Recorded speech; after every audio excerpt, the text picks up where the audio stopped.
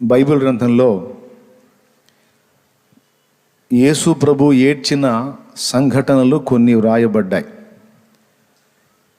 యేసు ప్రభు దేవుడు అనుకుంటున్నాం కదా, దేవుడు ఏడుస్తాడా? దేవునికి ఏడుపులు నవ్వులు ఉన్నాయా అని మీరు ప్రశ్నిస్తారేమో. ఉన్నాయి.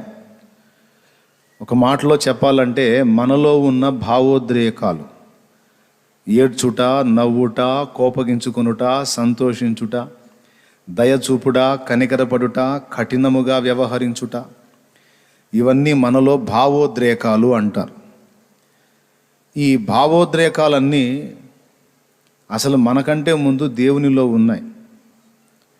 భావోద్రేకాలు ఏమీ లేవు అంటే ఇక అతనికి ఏ స్వభావాలు, ఏ ఇష్టాలు ఏమీ లేని ఒకటి రాయన్నట్టు. అది తప్పు.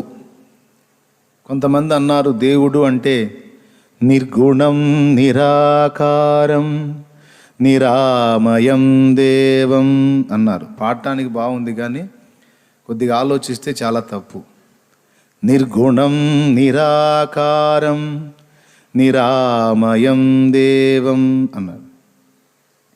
నిర్గుణుడు అంటే గుణములు లేనివాడు. నిరాకారం ఆకారము లేనివాడు. నిరామయం దేవం అంటే దేవుడు అర్థం కాడు, అయోమయం, గందరగోళం అన్నమాట. నిజమేనా? దేవుడికి ఏ గుణములు లేవా? నిజంగా దేవునికి ఆకారం లేదా? దేవునికి ఏమీ తెలియని స్థితిలో ఉన్నాడా, లేకపోతే అంతా తెలిసిన అయోమయంగా ఉన్నాడా?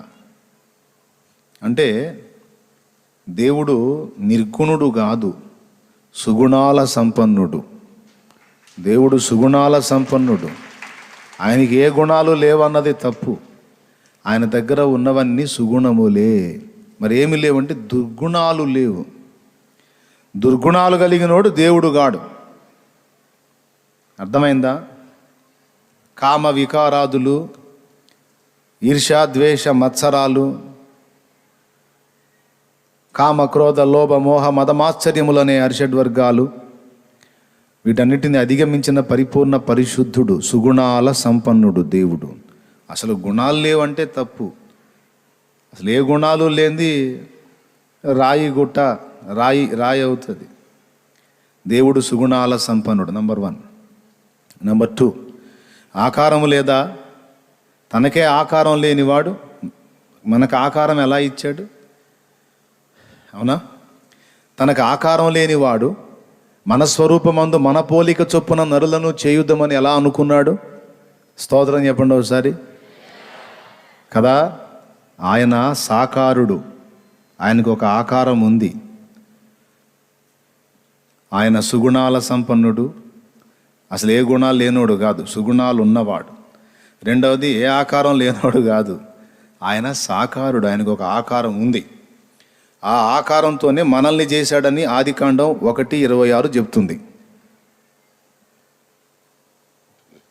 Praise the lord.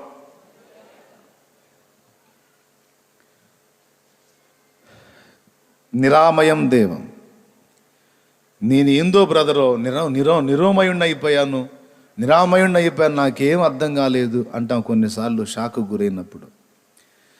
అసలు అతను సడన్గా అలా మాట్లాడేసరికి నేను నిరోమయం అయిపోయాను బ్రదర్, నాకేం మాట రాలేదు అంటే అర్థం ఏంటంటే అయోమయం అయిపోయింది నాకు.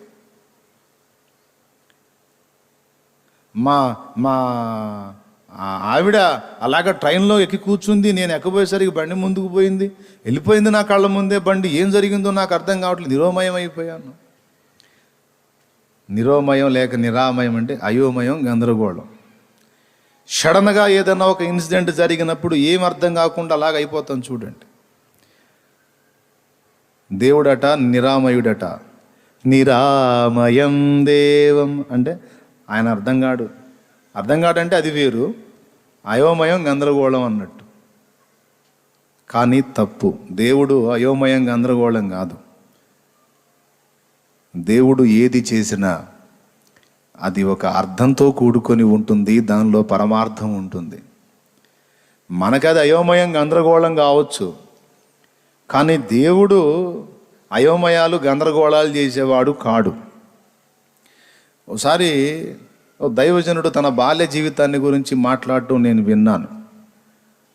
ఆయన కాస్త పొట్టిగా ఉంటాడు. వాళ్ళ అమ్మ ఎంబ్రాయిడింగ్ చేస్తూ ఉంది. అంటే చీరల మీద సూదితో దారం తీసుకొని కుట్టుతూ ఉంటారు, కుట్టు పని. ఆ క్లాత్ని టైట్గా లాగి ఊలు తీసుకొని, ఆ ఊలో లేకపోతే ఏదో దారం ఉంటుంది, దాంతో చెట్లు, పూలు, ఆకులు, పక్షులు అవన్నీ చీరల మీద ఎంబ్రాయిడింగ్ చేస్తారు కదండి. ఎంతమందికి తెలుసు? చాలామందికి తెలుసు. ఎంబ్రాయిడింగ్ తెలియని వాళ్ళు ఎవరున్నారు? లేడీస్కి అయితే మస్తు తెలుసు. ఎంబ్రాయిడింగ్ శారీస్ కడుతుంటారుగా, కాస్ట్ పెట్టి మరి కొని. అది ఒక ఎత్తైన మంచం లాంటిది ఉంటే దానికి చీరని టైట్ చేసి వాళ్ళమ్మ రోజు ఆ శారీ మీద ఎంబ్రాయిడింగ్ చేస్తూ ఉందట. ఈ అబ్బాయి కొడుకేమో పొట్టివాడు. ఇతను నిలబడి వాళ్ళమ్మ ఆ చీరకి చేసి ఎంబ్రాయిడింగ్ కింద నుంచి చూస్తున్నాడు. ఆ శారీ అడుగు భాగం నుంచి చూస్తుంటే ఏం కనపడేది? అడుగు భాగాన అంతా దారాలు గందరగోళంగా ఉన్నట్టు కనపడతాం. ఓ రోజు వాళ్ళ అమ్మని అడిగాడు, మమ్మీ రోజు మా పనులన్నీ చక్కబెట్టి ఏదో పెద్ద పనికొచ్చే పనిలాగా ఆ చీరను అట్లా పెట్టి ఎందుకు మమ్మీ రోజు ఆ సూదితో అలా కొడుతూ ఉన్నావు? ఏం ప్రయోజనం మమ్మీ? ఏమన్నా అర్థం ఉందా? ఏమన్నా అర్థమవుతుందా? ఆ దారాలన్నీ చిక్కుగా గందరగోళంగా పని కట్టుకొని ఎందుకు మమ్మీ దారాలన్నీ గందరగోళంగా చేస్తున్నావు? అవునా కాదా? కింద వైపు నుంచి చూస్తే ఎలా ఉంటుంది? ఏదైనా వైనం కనపడిద్దా? చెప్పండి, ఎట్లా ఉంటుంది? గందరగోళం, గజిబిజిగా ఉంటుంది.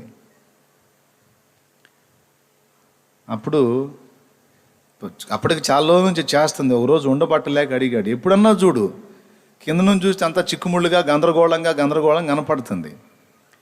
ఓ రోజు ఉండబట్టలేక అడిగాడు.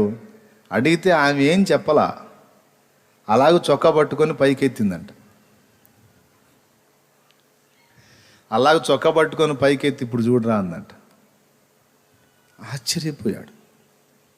అందమైన పక్షులు, చెట్లు, ఆకులు, పూలు ఆ బొమ్మలు వేస్తుంది ఆమె ఆ కుట్టుతో. పైనుంచి చూస్తే అసలు ఏం షేపో ఏందో క్లియర్గా అర్థమవుతుంది.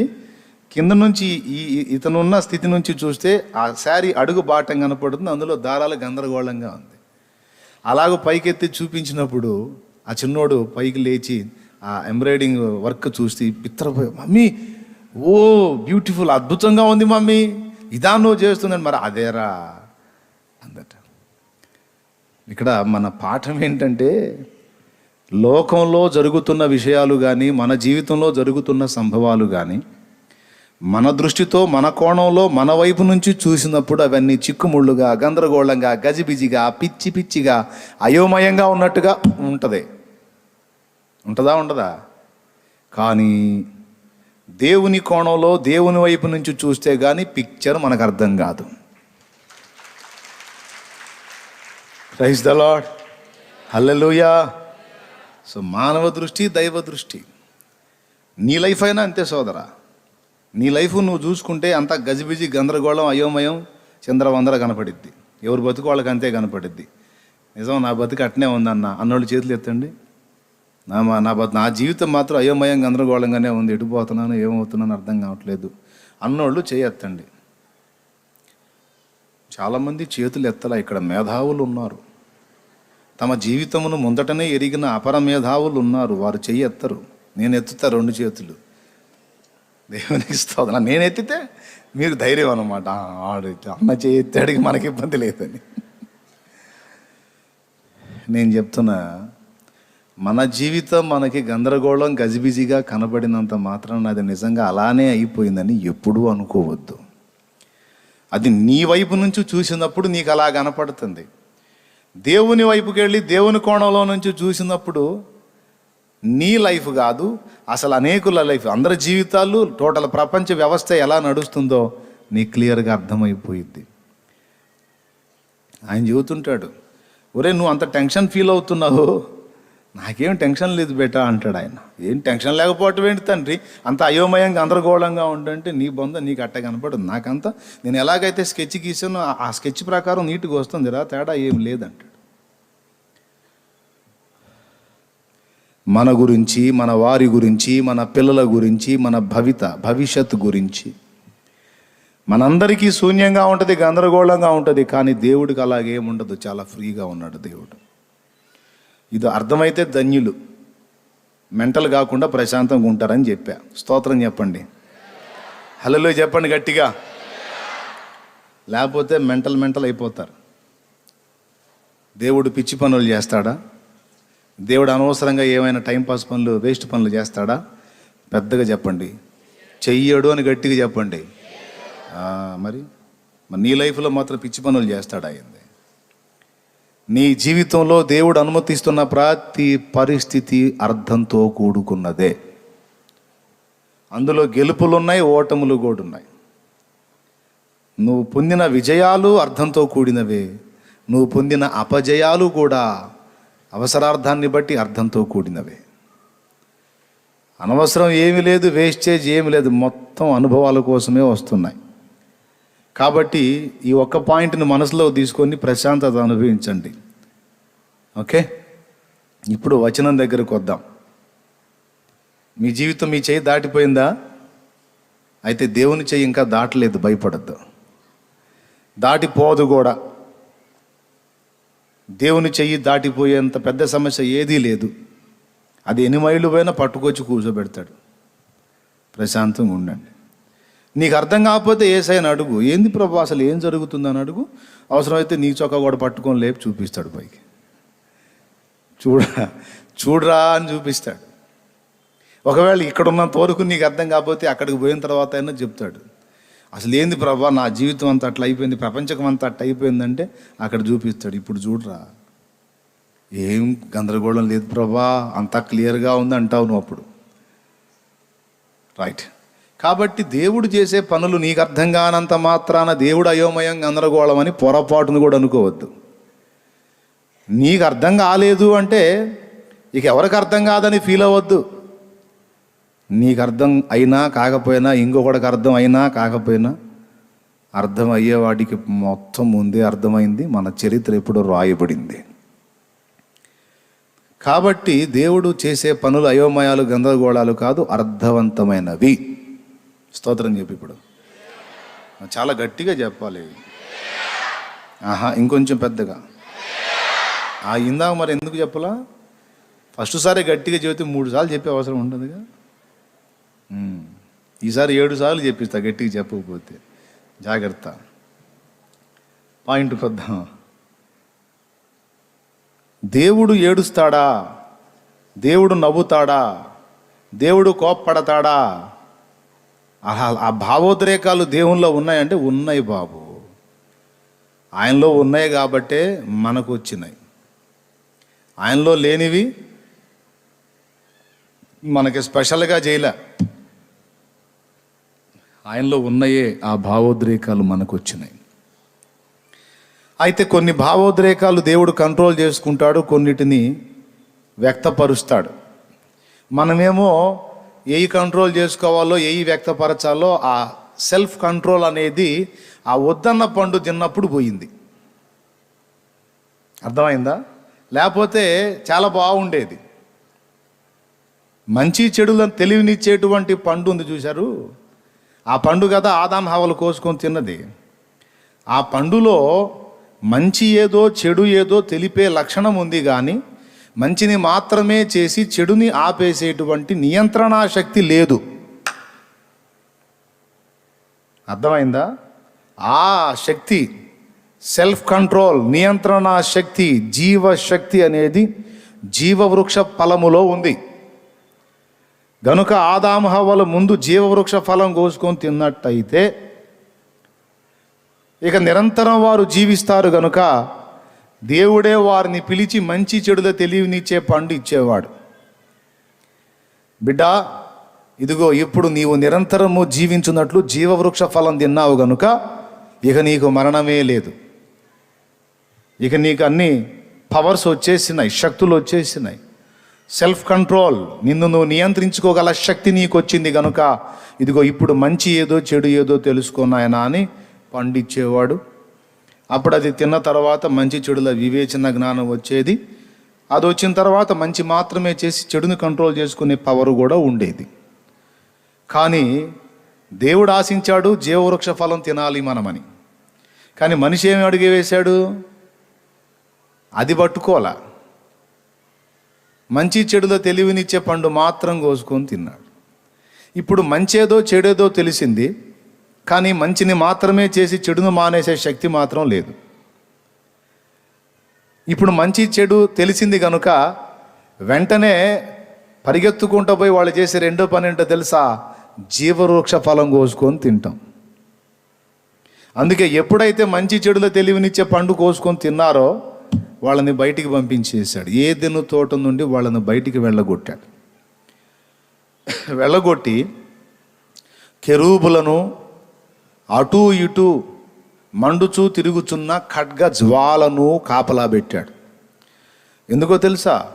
అలాగునే వాళ్ళు ఏదైనా తోటలో ఉంటే వద్దన్న పని చేసి పాపం తెచ్చుకున్నారుగా. ఈ పాపం చేసినటువంటి వ్యక్తులు వెళ్ళి జీవవృక్ష ఫలం కూడా కోసుకొని తిన్నారు అనుకో, పాపులుగానే నిరంతరం జీవించాల్సి వచ్చింది. అర్థమైందా? ఎలా? పాపులుగానే నిరంతరం జీవించాల్సి వచ్చింది. ఇక పాపులుగా నిరంతరం జీవించటం అంటే పాపానికి ఫలితం శాపం, రోగం, బాధలు, కష్టాలు. ఈ బాధలు, రోగాలు, కష్టాలు అనుభవిస్తూ ఇక సావు లేకుండా ఎన్ని సంవత్సరాలు బతికిన సుఖమే ఉంది? శరీరంలోని అవయవాలన్నీ శుష్కించిపోయి అన్ని అవయవాలు చెడిపోయి గందరగోళ పరిస్థితుల్లో ఉన్న ఒక పేషెంట్ దగ్గరికి మనం వెళ్ళి నీకు స్వస్థత కొరకు ప్రార్థన చేసేదా అని అడిగితే ఆ పేషెంట్ ఏమంటాడో తెలుసా? దయచేసి అలాగూ చేయొద్దు, నా ప్రాణం పోవాలని చెయ్యండి అంటాడు. ఎందుకంటే నేను ఇక బ్రతికి సుఖపడలేను, నాకు తెలుసు ఈ శరీరంలో నేను యాతన పడుతున్నాను, నాకు చావు రావటం లేదు, బతకలేకపోతున్నాను, నాకొద్దు ఈ బాధ, దయచేసి నా ప్రాణం పోవునట్లు నాకు ఇంజెక్షన్ చేయండి, నా ప్రాణం తీయండి, నా ప్రాణం పోవాలని ప్రార్థన చేయండి అని అడిగిన వాళ్ళని నేను చూశాను. నేను అంటే పాప ఫలితంగా వచ్చినటువంటి వ్యాధిని, బాధని, బలహీనతని, శోధనని అనుభవించలేక మనిషి ఏం ఆశిస్తున్నాడో తెలుసా? చెప్పు తమ్ముడా, ఏం ఆశిస్తున్నాడు? పెళ్ళినా? చావును ఆశిస్తున్నాడు. ఎందుకు? బతకలేక, యాతన తట్టుకోలేక. మీకు తగిలారా ఎవరన్నా? వద్దయ్యా, ఇక నేను బతకాలని కోరుకోవద్దయ్యా, నా ప్రాణం పోవాలని అడగండి అయ్యా అన్నోళ్ళు తగిలారా మీకు? ఎందుకు? శరీరంలో బాధ భరించలేక. అవునా? అయితే ఇప్పుడు వాళ్ళు ఏదైనా తోటలోనే ఉంటే జీవవృక్ష ఫలం కూడా కోసుకొని తింటే ఈ పాపులుగానే నిరంతరం బతుకుతారు. జబ్బు వచ్చింది, చావు రాదు, అలాగని జబ్బు పోదు, బతకలేక చావలేక చిత్రవధ అవుతారన్నమాట. అందుకే ప్రేమ గల దేవుడు వాళ్ళు ఎప్పుడైతే వద్దన్న పండు తిన్నారో వెంటనే వాళ్ళని బయటికి గెంటేశాడు. బయటికి గెంటేసి జీవవృక్ష ఫలానికి కాపులా పెట్టాడు. కాపలా. ఎందుకంటే వాళ్ళు వచ్చి ఆ పండు కోసుకొని తినకుండా. ఏమైద్ది వచ్చి పండు కోసుకొని తింటే అంటే ఇప్పుడు నేను చెప్పింది అయిద్ది. వాళ్ళని అక్కడికి రాకుండా బయటికి పంపించేసి వాళ్ళ జీవితానికి కొంత ఆయుష్కాలం అనేది నిర్ణయించి ఆ ఆయుష్కాలం తర్వాత వాళ్ళ శరీరం మరణానికి వెళ్ళేటట్టు చేసి, మరణం తర్వాత ఈ మట్టి శరీరం తొలగిపోయి తర్వాత మళ్ళా మహిమ శరీరం వచ్చేటట్టు ప్రణాళిక వేసి ఆ విధంగా మానవ జాతిని దేవుడు మరణం ద్వారా శిక్షించినట్టుగానే రక్షించాడండి.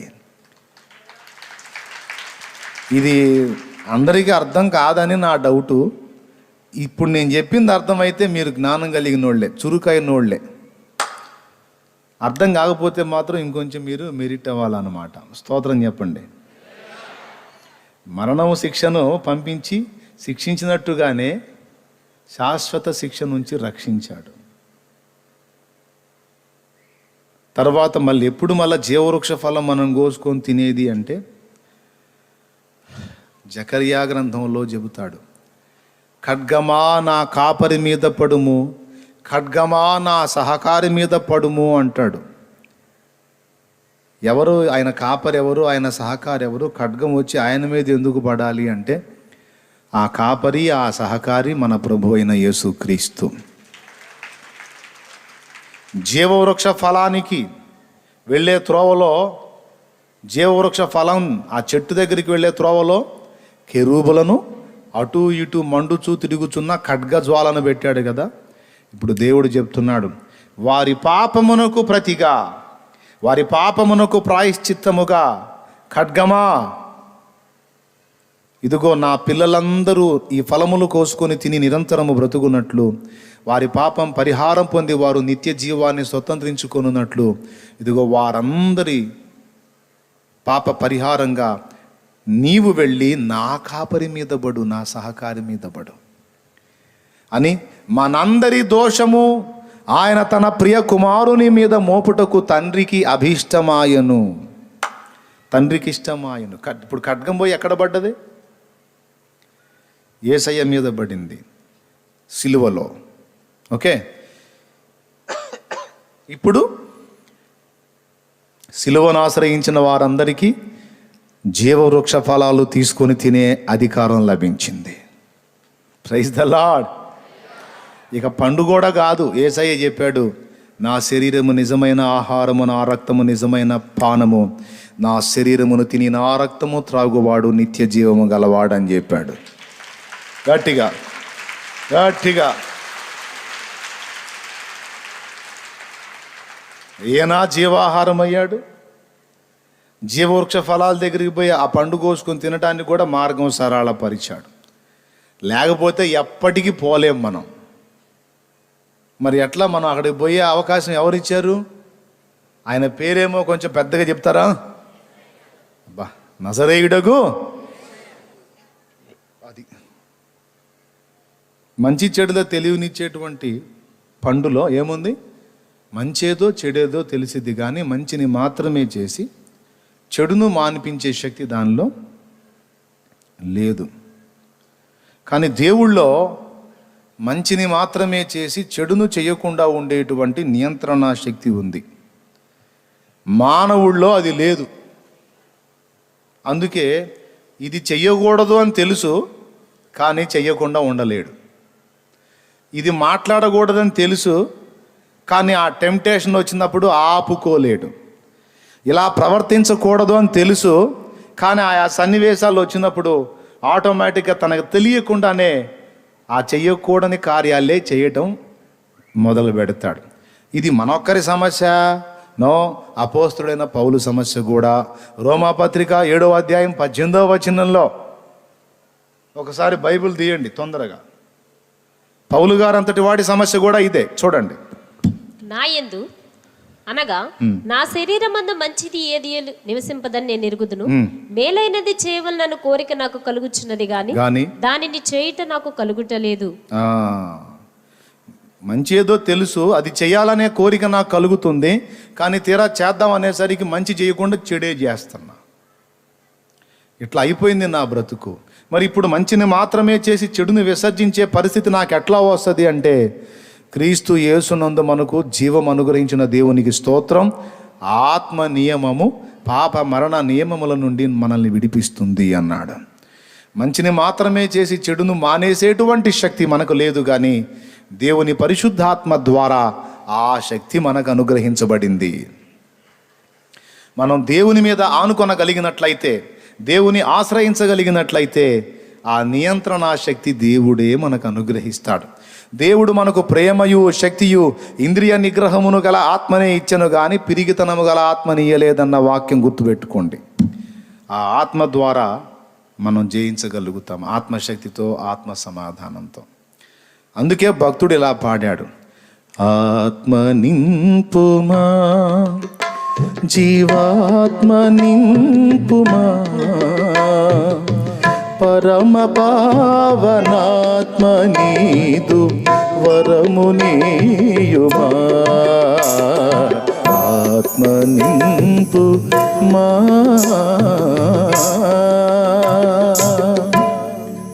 ఈ పాటలో చరణాలు గుర్తుపెట్టుకోండి. ఆ చరణాల్లో తన పరిస్థితి చెబుతాడు చూడండి.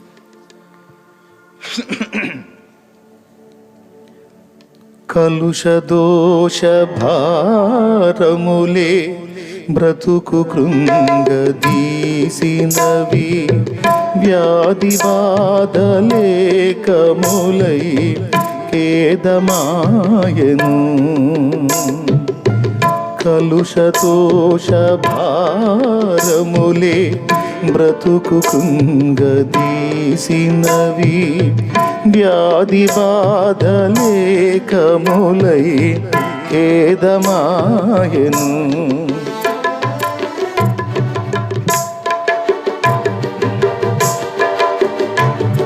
ఒక్క నిమిషం ఆగుతాను. ఫస్ట్ ఏమన్నాడు? కలుష దోష భారములే బ్రతుకు కృంగదీసినవి, వ్యాధి బాధ లేకమై ఖేదమైపోయింది. తర్వాత రెండో చరణంలో అంటాడు, అహము ఇహము పాశములై వ్యధల పాలు చేసినవి, ఒడలు పాప పొడల చేత ఏహ్యమాయను. అగో అగో, అహం అంటే నేను, నా స్వార్థం. ఇహం అంటే ఈ లోక ఆశలు. అహము ఇహము పాశములై, నా మెడను చుట్టిన పాశములై నన్ను లాగుతున్నవి, వ్యధల పాలు చేసినవి. ఒడలు అంటే నా ఒళ్ళు, నా దేహము. ఒడలు పాప పొడల చేత ఏహ్యం అసహ్యమైపోయింది.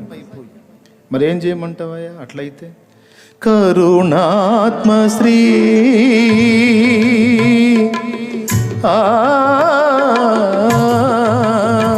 కరుణాత్మ శ్రీ ఈ తరుణమించి శరణమీయుమా, రుణమైన బ్రతుకు కూలిపోక జాలి చూపుమా ఆత్మ. ఈ పరిస్థితుల్లో ఉన్నానని అంటున్నాడు. మరి ఆ పరిస్థితుల్లో ఉన్నవాడిని నేను గట్టెక్కాలంటే నా వల్ల కావటం లేదు, తిప్పలు పడుతున్నా కానీ నా చేత కావట్లా. చేయాలనుకున్నాయి చేయలేకపోతున్నా, చేయొద్దు అనుకున్నాయి మళ్ళా చేస్తున్నా. ఎందుకు నాకు ఇట్లా మారిపోతుందో నాకు అర్థం కావట్లేదయ్యా. తెలుసు మళ్ళా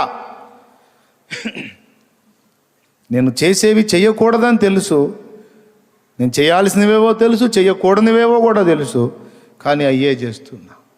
ఎందుకు నాకు ఇలా అవుతుంది అంటే అహము ఇహము పాశాలై నన్ను లాగుతున్నాయి, నా వల్ల కావటల్లా. నా బాడీ దానికి సపోర్ట్ చేస్తుంది, పాపానికి.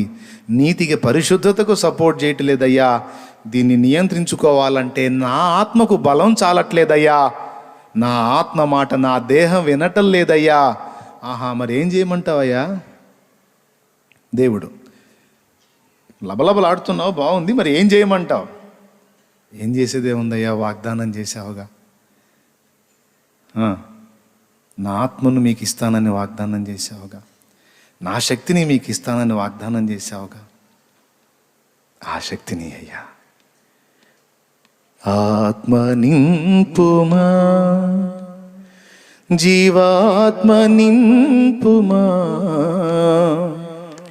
పరమ పావనాత్మ నీదు బలమునీయుమా, వరమునీయుమా. పరమ పావనాత్మ అంటే పరిశుద్ధాత్మ, నీ బలమును, నీ శక్తిని, నీ వరమును నాకు ఇవ్వయ్యా అని అడుగుతున్నాడు. Praise the Lord. లోక ఆకర్షణలను తట్టుకొని పాపాన్ని విసర్జించి పరిశుద్ధత సాధించాలంటే మన సొంత ఆత్మకు ఆ శక్తి లేదు. మన శరీరమే బలమైంది, ఆత్మ బలహీనమైంది. ఆత్మకి ఎప్పుడో ఒకసారి బలం కలిగించే పని చేస్తున్నాం, శరీరానికి రోజుకు 3 సార్లు 4 సార్లు మేపుతున్నాం. ఏది బలంగా ఉంటుంది? ఒంగోలు పైలవానికేమో రోజు 2 ఇడ్లీ పెడుతున్నారు, వారానికి 2 ఇడ్లీ, రోజుకు కాదు వారానికి 2 ఇడ్లీ ఒంగోలు పైలవానికి. విజయవాడ పైలవానికేమో డైలీ 4 సార్లు చికెను, మటను, దమ్ బిర్యానీ, ఆ బిర్యానీ, ఈ బిర్యానీ పెడుతున్నారు. నెల రోజుల తర్వాత ఇద్దరికి కుస్తీ పోటీ పెడితే ఎవడు గెలుస్తాడు, ఎవడు ఓడిపోతాడు? రోజుకు 4 సార్లు దమ్ బిర్యానీ, చికెన్, మటన్ బిర్యానీలు తిన్నోడు దున్నపోతులాగా ఉంటాడు. వారానికి 2 ఇడ్లీ తినేవాడు ఎట్టుంటాడండి? అసలు వాడొచ్చి కొట్టిందాకనా వీడు కోమా పేషెంట్ లాగా గ్లూకోజ్ బాటిల్ పెట్టుకొని పండుకొని ఉంటాడు. పొరపాటున వాడిని కానీ నిలబెట్టి అందులో పంపిస్తే ఆ దున్నలాంటోడు అదే రోజుకు 4 సార్లు తిన్నాడే వాడు వచ్చి అని ఊస్తే చాలు వీడి కింద పడతాడు. మన ఆత్మ శరీరం పరిస్థితి అచ్చం అలానే ఉంది. శరీరానికి ఏది తక్కువ అనిస్తామా? పొద్దున్నే ముందు అసలు కార్యక్రమం అది కదా, మొహం కడగటం, కాస్త వేయటం, తర్వాత 11ంటికి టీ అని, పాలని, కాఫీ అని, బూస్ట్ అని, బోర్నవిటా అని, హార్లిక్స్ అని, లేకపోతే జస్ట్ ఫ్రూట్ సలాడ్ అని, ఏదో ఒకటి 11ంటికి, మళ్ళీ 1 గంటకి, మళ్ళీ దీనికి, మళ్ళా 5 గంటలకు మళ్ళా బజ్జీలు, పునుగులు, బోండాలు, గారెలు అని, మళ్ళీ నైటు. కొంతమందికి అయితే మధ్యరాత్రి కూడా మధ్యరాత్రి లేచి భార్యను లేపుతాడుగా, అయ్ అంటాడు. ఏందయ్యా అంటది. ఏమన్నా ఉందా? ఆకలి అవుతుంది అంటాడు. ఊరి నీ తిండి పాడు కానీ తినే పనిలోనే ఉన్నావు. రోజుకు 5 సార్లు తిన్నా నీ ఆకలి చావట్లేదురా బాబు అనుకొని ఆమె నిద్ర పాపం అతి కష్టం మీద లేచి ఏదో ఒకటి కాస్త మేత పెడితే మళ్ళీ ఆ జామును తిని మళ్ళీ పాపం. అస్సలు దీనికి ఇంత వెలితి పడుద్ది. ఈ శరీరానికి ఆహారం ఉన్నట్టే ఆత్మకు కూడా ఆహారం ఉంది. ఆ ఆత్మకు ఆహారమే వాక్యం. అర్థమైందా? నీ వాక్యమే నా పరవశము, నీ వాక్యమే నా ఆత్మకు ఆహారము, నీ వాక్యమే నా పరవశము, నీ వాక్యమే నా ఆత్మకు ఆహారము, నీ వాక్యమే నా పాదములకు దీపము, నీ వాక్యమే నా పాదములకు దీపము, నీ వాక్యమే నా పాదములకు దీపము. నా స్తుతి పాత్రుడా నా యేసయ్యా, నా ఆరాధనకు నీవే యోగ్యుడవయ్యా. నా స్తుతి పాత్రుడా నా యేసయ్యా. స్తోత్రం. శరీరానికి కొంచెం తగ్గిన ఆగిద్దా? ఏం లేదు. నేను 2 దాకా వాక్యం చెప్పాను అనుకో, కొంతమందికి నడువులు నొప్పులు పెట్టి ఇసుక్కుంటే, కొంతమందికి ఆకలయ్యి ఆపడేందిరా ఊరు బాబోయ్ చచ్చేటట్టున్నారా నాయన, ఆకలి అవుతుందిరా, అసలుకి షుగర్ ఉంది,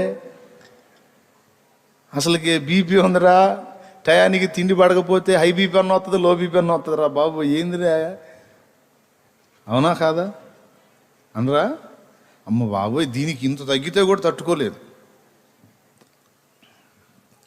మరి శరీరానికి ముప్పోట్ల మేపేటప్పుడు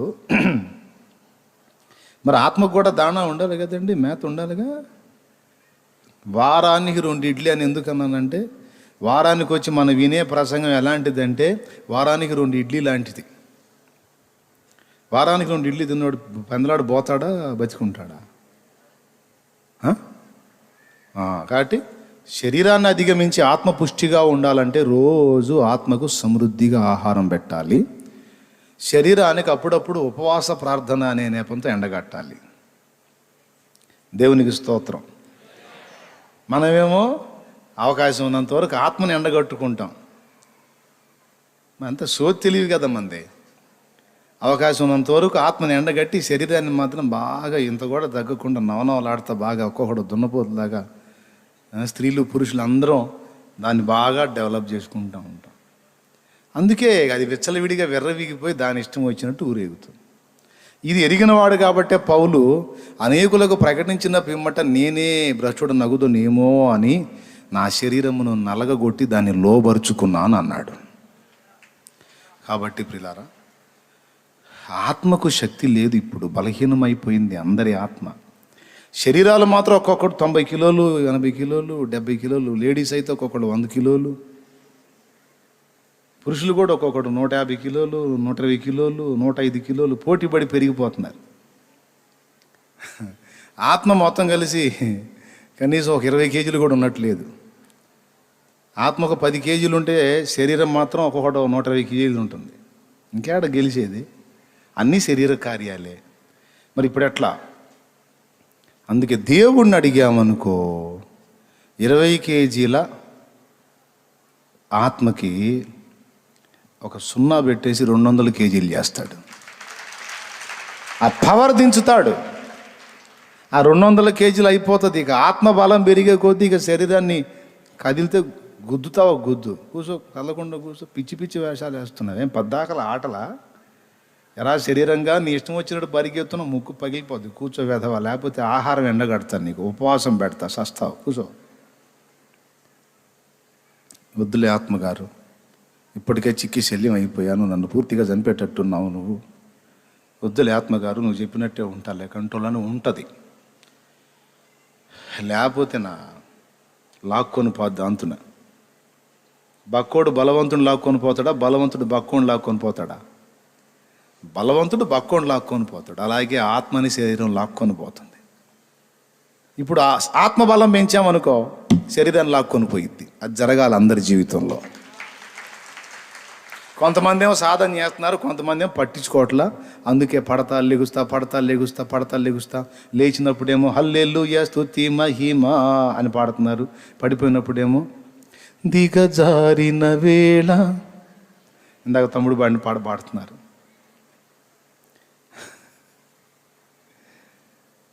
కాబట్టి మనం మార్చుకుందాం, ఆత్మ సహాయాన్ని కోరుకుందాం. దేవుడు బలం ఇస్తాడు.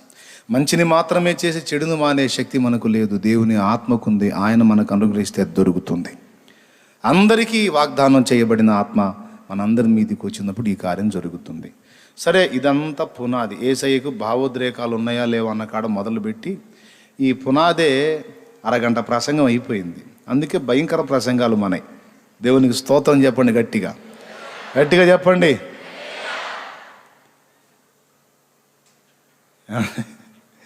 ఇప్పుడు అసలు పాయింట్కి వచ్చాం. మరి ఇది ఎప్పుడు అయిద్దో ఏమో అని మీరేం దిగులు పడొద్దు, 2 ముక్కల్లో చెప్పేస్తా. యేసు ప్రభు యెరూషలేం ప్రాంతానికి వచ్చి ఇక చివరిగా యెరూషలేంకి వెళ్ళబోతున్నాడు. ఆ తరువాత ఇక ఆయన సిలువ వేయబడతాడు. ఆయన ప్రాణం పెట్టి తిరిగి లేచి ఆరోహణం అవుతాడు. అప్పటికి అనేక పర్యాయాలు వచ్చాడు. ఇక చివరిసారిగా యెరూషలేముకి రాబోతున్నాడు. ఆయన దాని భవిష్యత్తు ముందే ఎరిగినవాడు గనుక ఆ పట్టణాన్ని సమీపించి దాని గురించి ఏడ్చాడు అని రాసుంది. యేసయ్య ఏడుస్తాడంటే దేవుడు ఏడుస్తాడండి. దేవుడు నవ్వుతాడని కూడా బైబిల్లో ఉంది. సామెతల గ్రంథము 2లో, వారు నాకు మొర్ర పెట్టెదరు కానీ నేను వారి మొర్ర ఆలకింపకుందును. నన్ను అపహసించిన వారు అగచాట్లు పడి వేళ వారిని చూచి నేను నవ్వెదను అన్నాడు. ఆయన నవ్వుతాడు, ఆయన ఏడుస్తాడు, కోప్పడతాడు, కొన్నిసార్లు కఠినంగా ఉంటాడు, కొన్నిసార్లు దయ చూపుతాడు. ఇప్పుడు ఏడ్చాడు అన్న పాయింట్. దేవుడు ఏడ్చాడు, మనుషులు కూడా ఏడుస్తారు. మనుషులు రకరకాల కారణాలను బట్టి ఏడుస్తారు. అప్పులు ఎక్కువైతే కొంతమంది ఏడుస్తారు, ఎప్పుడు బయటపడతానో ఏమో నాయనా అని. అప్పు తీసుకున్నోడు ఎగ్గొడితే ఏడుస్తారు, నమ్మి ఇచ్చానయ్యా ఎగ్గొట్టాడు. తీసుకున్నోడు అప్పులు అయినా అని ఏడిస్తే ఇచ్చినోడేమో అప్పు ఇచ్చినోడు ఎగ్గొట్టాడని ఏడుతాడు. ఇద్దరికి ఏడిపే.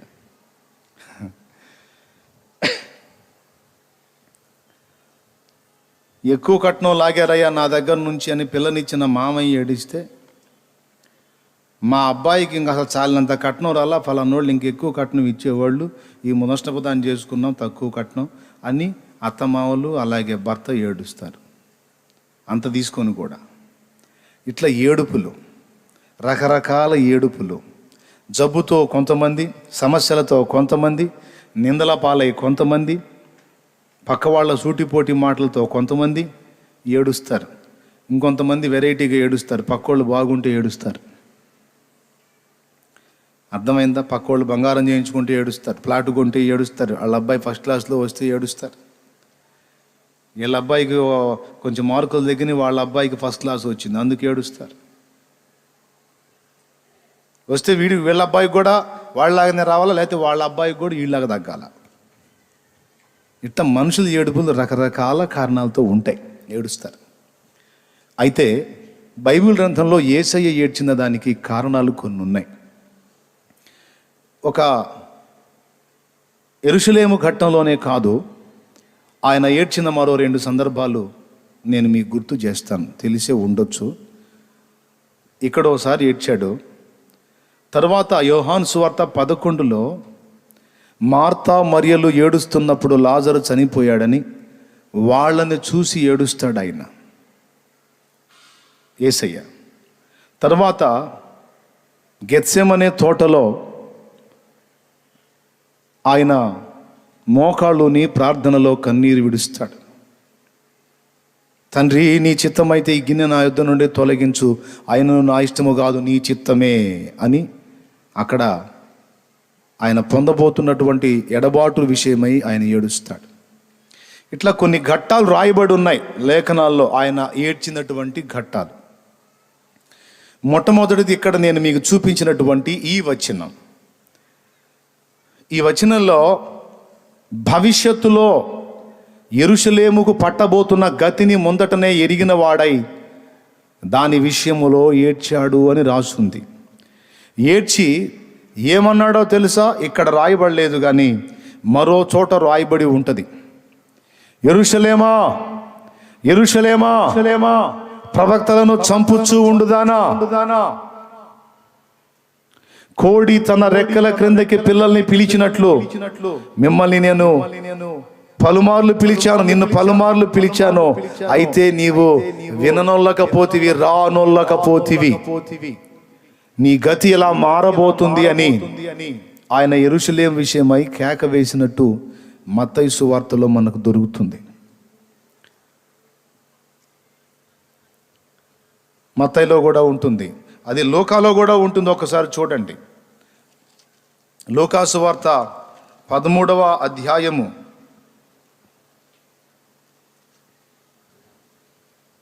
34వ వచనం. యెరూషలేమా, యెరూషలేమా, ప్రవక్తలను చంపుచు నీ ఎద్దుకు పంపబడిన వారిని రాళ్లతో కొట్టుచూ ఉండుదానా, కోడి తన పిల్లలను తన రెక్కల క్రింద ఎలాగూ చేర్చుకొనునో అలాగే ఎన్నో మార్లు నేను నీ పిల్లలను చేర్చుకొను వల్లని ఉంటిని గాని మీరు రానొల్లకపోతిరి. అద్దుగో అద్దుగో, కోడి పిల్లల్ని గురించి మాట్లాడుతున్నాడు ఆయన. కోడి పిల్లల గురించి మనకు తెలుసు. అప్పుడే కుంపటి దించుతాం, కుంపట్లో గుడ్లు వేసి కోడిని వేస్తే చక్కగా పొదిగి పిల్లలు చేస్తుంది 21 రోజుకి. ఎంతమందికి తెలుసు? ఏమయ్యా, కోడి పిల్లలు చేసేది కూడా తెలియదా? చేతులు ఎత్తరే, నాకు తెలుసు అన్నది.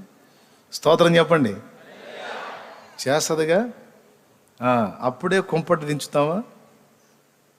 కుంపటి దించి ఆ తల్లి కోడిని పిల్లల్ని అట్లాగా కాసింది గింజలు వేస్తే ఆ తల్లి పిలుస్తా ఆ పిల్లల్ని గింజల దగ్గరికి పిలిచి ఆ గింజని పట్టపట్ట కొరికి చిన్న చిన్న తుంపులు చేసి పిల్లల ముందు పెడితే ఆ చిట్టి చిట్టి కోడి పిల్లలు చక్క పొడుచుకొని తింటూ ఉంటాయి. అవునా? ఈలోపు పిల్లి కానీ, ముంగేస కానీ, పెద్ద సైజు ఎలకలు కానీ, పైన ఎగిరే గ్రద్ద కానీ ఏదన్నా అటు తగిలిందనుకో, ఈ కోడి ఓ పెద్ద కేకేస్తుంది.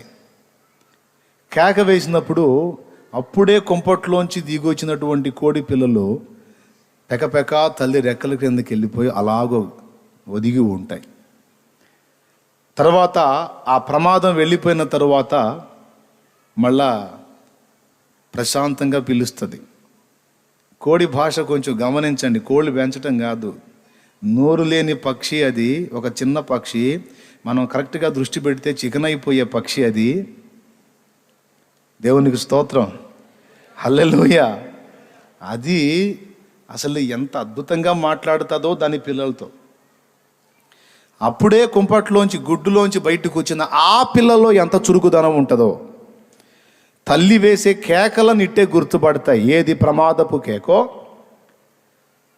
ఏది ప్రశాంతంతో ఉన్న కేకో ఆ పిల్లలకి తెలుసు. చక్కగా ఆ ప్రమాదం, పక్షి ఏదన్నా గ్రద్ద కానీ పిల్లి కానీ అనుకో, ఒక అరుపు అరుసుద్ది సడన్గా, మొత్తం వచ్చి రెక్కల కింద ఉంటాయి. తర్వాత ఆ ప్రమాదం అయిపోయినాక మెల్లగా పిలుస్తుంది, మళ్ళా చక్కగా వచ్చి ఆ గింజలను తింటూ ఉంటాయి. ఆయన తనని కోడితో పోల్చుకుని తన యొద్దకు పిలిచే వాళ్ళని కోడి పిల్లలతో పోలుస్తున్నాడు. అరే, నోరు లేని కోడి పిల్ల, అల్పప్రాణి కోడి పిల్లలు, ఆ చిన్న చిన్న పిల్లలకున్న బుద్ధి ఈరోజు మీకు లేకపోయేనే అని. యెరూషలేము ప్రజలు అంటే దేవుని ప్రజలే. కానీ దేవుని ప్రజలే మత్తులైపోయారు. జరుగుతున్న పరిణామాలను దృష్టించి, జరుగుతున్న పరిస్థితులు, మారుతున్న కాల పరిస్థితులను గుర్తెరిగి, అమ్మో ప్రమాద ఘంటికలు మోగుతున్నాయి, ఇది డేంజర్ కాలం, ఇది ప్రమాదకరమైన సమయం అని గుర్తుపట్టలేక మూర్ఖులుగా, నిద్రమత్తులుగా, భోగాసక్తులుగా ఉన్నందున అది చూచి ఆయన వేసే ఒక కేక లేక ప్రమాద హెచ్చరిక ఇది. Praise the Lord. ఈరోజు కాలాన్ని మనం చూస్తే ఎంత ప్రమాదకరంగా మారుతుందో మనకు అర్థమైపోతుంది. చూసారా, నిన్న మొన్నటి దాకా కరోనా వణికించింది. ఇప్పుడు కూడా రానోళ్ళని ఏమి లేదు, కానీ వచ్చిన వాళ్ళు వణికిస్తానే ఉంది. అది కొన్ని నెలలు టోటల్ ప్రపంచమే అలా స్తంభించిపోయింది. ఇన్ని నాళ్ల చరిత్రలో ఎన్నడూ కని విని ఎరుగని ఒక ఆశ్చర్యకరమైన పరిణామం ఈ కరోనా టైంలో వచ్చింది. గుళ్ళు, చర్చిలు, మసీదులు, దేవాలయాలన్న భేదం లేకుండా ప్రభుత్వ కార్యాలయాలు, ప్రతి ఇల్లు మూతబడిపోయింది. అందరూ ఒకరికొకరు సంబంధాలు లేకుండా, కనీసం చచ్చిపోయిన మనిషిని నలుగురు మోసుకెళ్ళటానికి కూడా దిక్కులేని పరిస్థితి అయిపోయింది. మర్చిపోయారా? ఇప్పుడు కాల పరిస్థితిని చూసినప్పుడు కూడా దేవుడు ప్రమాద హెచ్చరిక జారీ చేస్తున్నాడేమో అనిపిస్తుంది. అది అయిపోయిందిరా బాబు అంటే తుఫాను బాదుతుంది మరో పక్కన. హైదరాబాద్లో మనం చూస్తే చాలా ప్రాణాలు పోయినాయి. చెరువులు తెగటం, నది ఉప్పొంగటం చూస్తానే గొప్ప గొప్ప సిటీలుగా, అఫీషియల్గా ఉన్నటువంటి ప్రదేశాల్లో సైతం. మొన్న ఒక బ్రదర్ మాట్లాడుతున్నాడు, ముస్లిం సోదరుడు తన కుటుంబంతో సహా తన తమ్ముడి ఇంట్లోకి వెళ్ళి, తనదేమో చిన్న ఇల్లు, తన తమ్ముడిది 3 స్టేర్ల బిల్డింగు, వరద ఉధృతిగా వస్తుంది, ఇంట్లో నుంచి బయటకు వచ్చాడు ఆయన. కుటుంబంతో సహా మనం అక్కడికి వెళ్తే సేఫ్ అవుతాం, కాపాడబడతాం, సేఫ్గా ఉంటాం, ఆ 2వ స్టేర్లో మనం ఉందాం అని అందరూ, చిన్నలు పెద్దలు అందరూ కుటుంబం అంతా కలిసి వచ్చారు. పాపం అలాగొచ్చారు, ఇంట్లోంచి అందరూ బయటకు వచ్చారు. ఒక్కసారిగా మరొకటి తెగినట్టుంది, చెరువు దిగిందో ఏం జరిగిందో, ఉప్పెనలాగా వచ్చేసి మొత్తాన్ని తీసుకొని పోయింది. ఆ ఒక్కడు బతికాడు, కుటుంబం మొత్తం గల్లంత అయిపోయింది. అసలు ఆయన మాట్లాడుతుంటే ఆ సన్నివేశంలో మనం ఊహించుకుంటే గుండె పగిలిపోద్ది. తన కళ్ళ ముందే నీళ్లు సుడులు తిరుగుతా, తన కుటుంబస్తులంతా నీళ్ల పాలైపోతూ తన కళ్ళ ముందే కొట్టుకుపోతుంటే, అయ్యా అయ్యా అయ్యా, అమ్మా, నానా కేకలు వేసుకుంటా అలా కొట్టుకు వెళ్ళిపోయి, ఇతను మాత్రం ఒక చెట్టు పట్టుకొని ఆ చెట్టుని, వీడియో కూడా ఉంది, నీళ్ళలో అతను కొట్టుకొని పోవటం. మన దాకా రాలేదులే, మనకేం కాలేదులే అని మనం అనుకుంటాం. వాళ్ళకది మనకేది మూడిందో తెలియదు, మనకేది రాబోతుందో తెలియదు, మన పరిస్థితులు ఎలా మారబోతున్నాయో తెలియదు. కానీ అన్నిటి అంతము సమీపించిందని దేవుడు ప్రమాద హెచ్చరిక చేస్తున్నాడు. దేవునికి స్తోత్రం చెప్తారా? గట్టిగా చెప్తారా? చాలా చాలా దుర్దినములు, ఇక రాబోతున్నవన్నీ మంచి దినములని అనుకొనవద్దు. చాలా ఇబ్బందికర పరిస్థితులు, పరిణామాలు జరగబోతున్నాయి. గడిచిపోయిన దినములే మంచి దినములు, ప్రశాంతత కలిగిన దినములు. ఇక రాబోతున్న దినములన్నీ ఉపద్రవాలతో, ప్రమాదాలతో, ఘోరాలతో నిండుకొని ఉన్నాయి. యేసు ప్రభువారు నీ రాకడకు యుగ సమాప్తికి సూచనలేవి అంటే ఆయన చెప్పిన సూచనలన్నిట ఒక్కటి కూడా ప్రశాంతమైంది లేదు. యుద్ధాలు, కరువులు, భూకంపాలు, ప్రకృతి విలయాలు అన్నీ ఇలా జరుగుతాయని హెచ్చరిక చేశాడు. ప్రియులారా, లోకాన్ని పక్కన పెడితే దేవుని సంబంధులంగా, దేవుని ప్రజలంగా మనము ఒక విషయాన్ని గుర్తుపట్టాలని దేవుడు కోరుతున్నాడు. అదేమిటంటే దర్శన కాలము. స్తోత్రం చెప్పండి. ఏం కాలము? దర్శన కాలము. ప్రభువు నిన్ను దర్శించిన కాలము నీవు ఎరుగకుంటివి గనుక రాబోతున్న ఉపద్రవములో నీవు ఇబ్బంది పడతావు. అది నీవు పొందక మునిపే భద్రతలోకి రావాలని మిమ్మల్ని ఎంతో ప్రేమగా నేను కోడి తన పిల్లల్ని పిలిచినట్టు పిలిస్తే మీరు నిర్లక్ష్యం చేశారు. కాబట్టి మీ ఇల్లు మీకు విడవబడుతుంది, మీరు ప్రమాదంలో పడే అవకాశం ఉంది అని యేసు ప్రభువారు నాడు యెరూషలేమును హెచ్చరించాడు. నేడు టోటల్ క్రైస్తవ సంఘమంతటిని హెచ్చరిక చేస్తున్నాడు.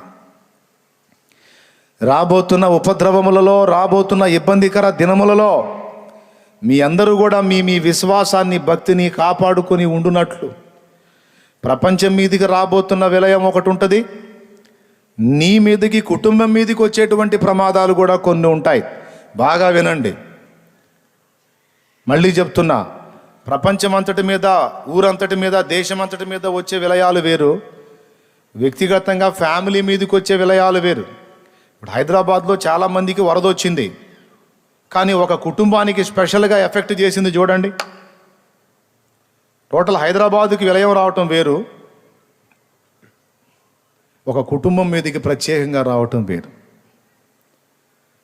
ఎంతమందికి అర్థమవుతుందో? ప్రపంచం మీదకి వచ్చేదైనా, దేశం మీదకి వచ్చేదైనా, ఊరి మీదకి వచ్చేదైనా, నీ ఇంటి మీదకి వచ్చేదైనా, లేదా మన ఒంటి మీదకి వచ్చేదైనా, అన్ని సందర్భాలు, అన్ని కాలాలు మనకు అనుకూలంగా ఉంటాయని ఎప్పుడూ భ్రమపడకూడదు. కొన్నిసార్లు బాగుంటాయి, కొన్నిసార్లు ప్రతికూలంగా మారతాయి. ఆ మారేటువంటి విషయాన్ని దేవుడు ముందటనే హెచ్చరిక చేసే కాలమే దర్శన కాలము అంటారు.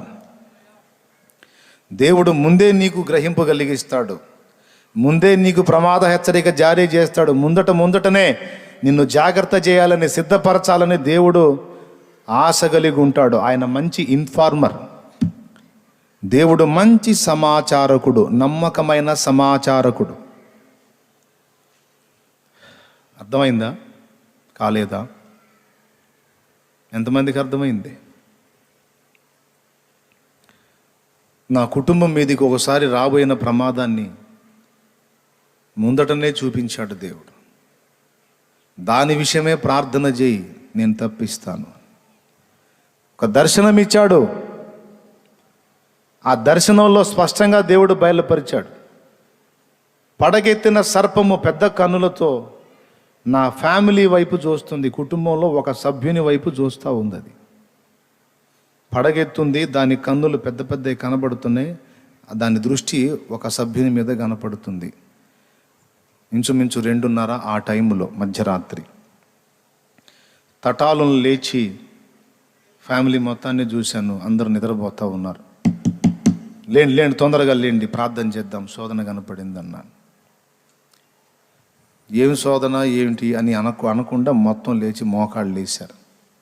మా నాయన ఉన్నాడు అప్పుడు, ఇప్పుడు నిద్రించాడులేండి, అప్పుడు ఉన్నాడు. అందరూ మోకాళ్ళుని ప్రార్థన చేస్తూ ఉన్నారు. అందరి పక్షంగా వేడుకున్నాను, నేను కూడా ప్రార్థన చేశాను. అయిపోయింది. అయితే అదే రోజు సాయంత్రం వేళ 4 గంటల ప్రాంతంలో మా నాయన నడుస్తా ధనామని పడిపోయాడు. ఏమైంది అంటే పక్షవాతం వచ్చేసింది. కాలు చేయి 2 స్వాధీనంలోకి రావట్లా, బలహీన పడిపోయాడు.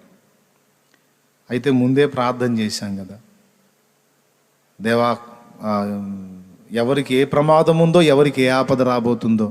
నా కుటుంబాన్నే చూపించావు, సర్పపు దృష్టి చూపించావు కనుక దయచేసి కాపాడు కాపాడు నాయన, తప్పించని మొర్ర పెట్టాం కదా, ప్రార్థన చేశాం కదా. ఆ ప్రార్థన ఆలకించిన దేవుడు, ఆ పెరాలసిస్ స్ట్రోక్ ఆయనకు తగిలింది. అయితే పూర్తిగా అవయవాలు ఎఫెక్ట్ కాకుండా లైట్గా అట్లా టచ్ అయింది. అయితే అయినా కాలు చేయి కొద్ది రోజులు స్వాధీనంలోకి రాలేదు. తర్వాత నూనె రాసి ప్రార్థన చేసి ఆయన విశ్వాసంలో ధైర్యపరిచి ప్రోత్సహించిన తర్వాత కొద్ది కాలానికి మళ్ళా లైన్లోకి వచ్చాడు. లైన్లోకి వచ్చినాక చెప్పాడు ఆయన.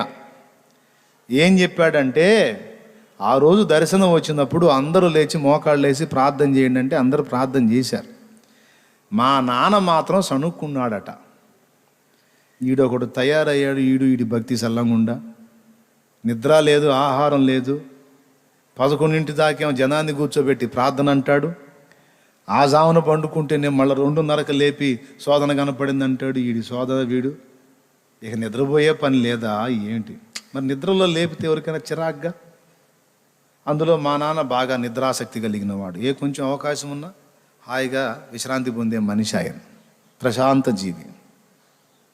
ఉండే దడంతా మమ్మదే. సో ఆమె బరువు మోయటానికి ముందుకు వచ్చినందున బరువు అంతా ఆమెను ఎత్తినేసి చాలా హాయిగా విశ్రమించే వ్యక్తి మా నాయన. అంత ప్రశాంత జీవికి 2:00 2:30 లే శోధన వచ్చింది లే అంటే కడుపు మండిపోదు, మండిపోయి సణిగాడు అన్నమాట.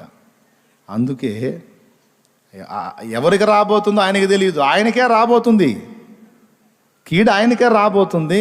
కానీ ఇది నా కోసమే దేవుడు చెప్పాడు అన్న సంగతి ఆయనకి తెలియదు. వీడేందిరా నాయన అని సణుక్కున్నాడు, పడిపోయాడు. ఒక కుటుంబం మీదికి రాబోతున్న ఉపద్రవం, ఫ్యామిలీ మీదికి రాబోతున్న ఉపద్రవం తప్పించబడాలి అంటే ఆయన నీకు దర్శనమిచ్చి నీకు హెచ్చరిక చేసే కాలాన్ని ఆయనకు అందుబాటులో ఉండి గుర్తుపట్టాలి. ఎంతమందికి అర్థమైంది? ఒకవేళ నువ్వు ప్రార్థన క్రమంలో, నువ్వు భక్తి క్రమంలో సరే నువ్వు జాగ్రత్తగా ఉన్నావు, ఆత్మీయంగానే ఉన్నావు, పొద్దున ప్రార్థన చేస్తున్నావు, మధ్యాహ్నం చేస్తున్నావు, సాయంత్రం చేస్తున్నావు. నువ్వు ప్రార్థన చేసేటప్పుడు నీకేమీ చూపించలా, వదిలేయి. నువ్వు గాఢ నిద్రలో ఉన్నప్పుడు చూపిస్తాడు. అలసిపోయి ఆదమర్చి నువ్వు నిద్రపోతున్నావు అనుకో, చూపిస్తాడు నీకు. బిడ్డ లేచి ప్రార్థన చేయి, ఇదిగో ఇలాంటి ఉపద్రవం నీ ఇంటి మీదికి రాబోతుంది, నీ బిడ్డకి ఇలాంటి కీడు, నీ భర్తకి కీడు, నీ భార్యకి కీడు, నీ మీదికి ఇలాంటి నింద రాబోతుంది, మీ మీదికి నెపం రాబోతుంది, మీ మీదికి శోధన రాబోతుంది. శత్రువు మీ వైపు దృష్టి కలిగి ఉన్నాడు, తప్పిస్తాను. మెలకుగా ఉండి ప్రార్థన చేయి. ప్రభా మిగిలిన వాళ్ళు లేవరు ప్రభా, నువ్వులే బిడ్డ, నువ్వు లేచి మోకాళ్ళే అంటాడు.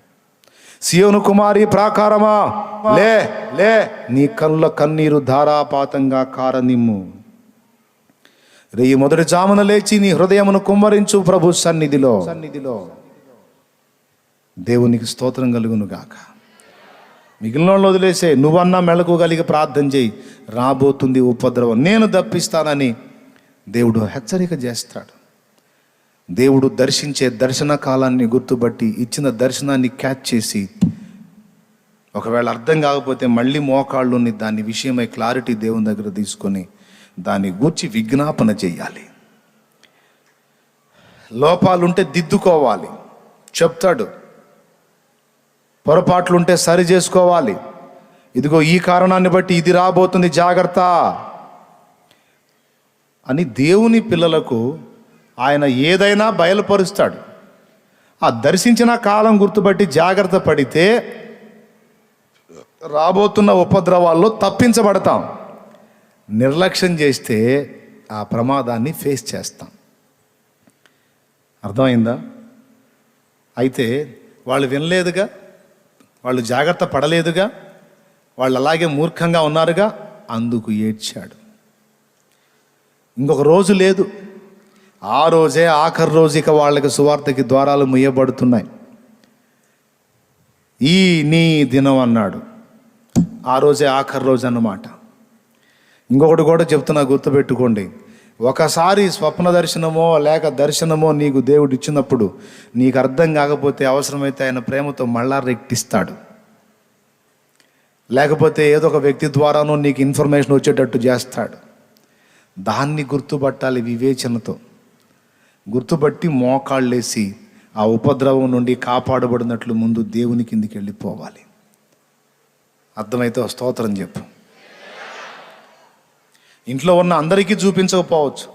ఎవరు భక్తిగా ఉంటారో, ఎవరు దేవాసక్తి కలిగి ఉంటారో, ఎవరు దేవునికి సమీపంగా ఉంటారో వాళ్ళకి తప్పకుండా చూపిస్తాడు. అలా నాకు చాలా చూపించాడు, నేను కొన్ని ఫేస్ చేశాను అన్నోళ్ళు చేతులు ఎత్తండి. కొన్నిసార్లు నాకు జరగబోతున్న ఇన్సిడెంట్స్ ముందే చూపించాడన్నా అలాగ జరిగినాయి.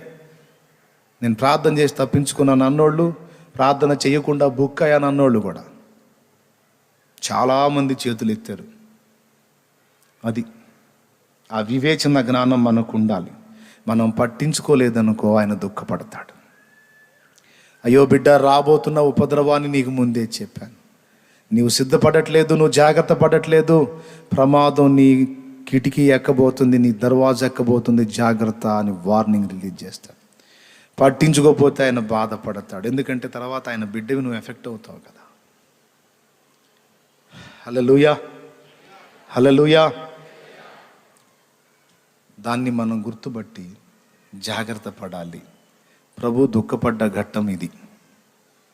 ఓకే, ఇక రెండవది, ఆయన ఏడ్చిన కారణం ఏంటంటే, శ్రమ పొందుతున్నప్పుడు, ఇబ్బందులు మనం ఎదుర్కొంటున్నప్పుడు యేసు ప్రభు ఏం చేస్తుంటాడు అనే డౌట్ మనకు వస్తుంది.